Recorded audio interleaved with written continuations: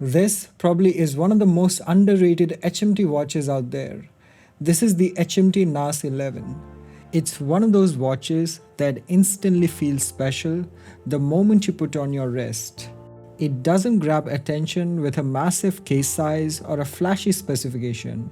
Instead, it stands out through thoughtful design and undeniable vintage charm.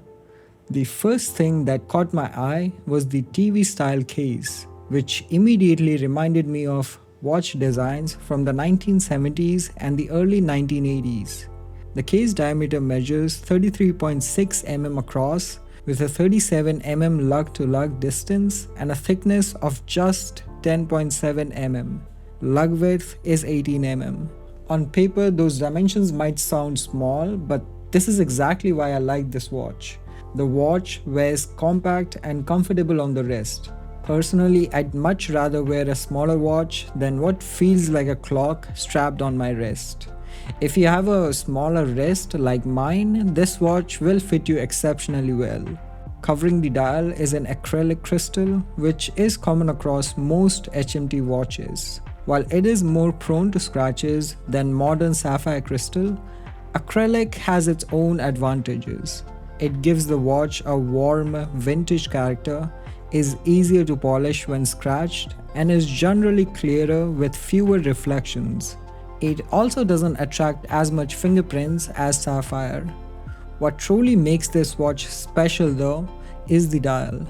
The silver white dial features a subtle waffle texture that adds depth and character without being overly busy. The contrasting black chapter ring frames the dial beautifully and creates excellent visual balance. The small green lume plots at each hour marker add a welcome pop of color and further reinforce watch's retro 1970s aesthetics. Powering the watch is the reliable Miyota 8205 automatic movement. It's proven workhorse that's known for its durability, simplicity, and ease of servicing. Now let's talk about the bracelet, because it's easily the weakest part of the watch. It's stiff, pulls wrist hair, and feels quite cheap. If you pick one up, I'd highly recommend swapping it for a leather strap or a better bracelet.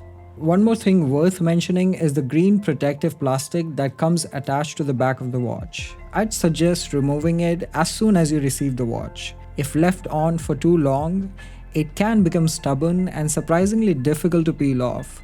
Mine was still a bit of a pain in the ass to remove, but with some isopropyl alcohol, patience, and carefully using our fingernails, it eventually came off. It's a small annoyance, but definitely something to take care of early.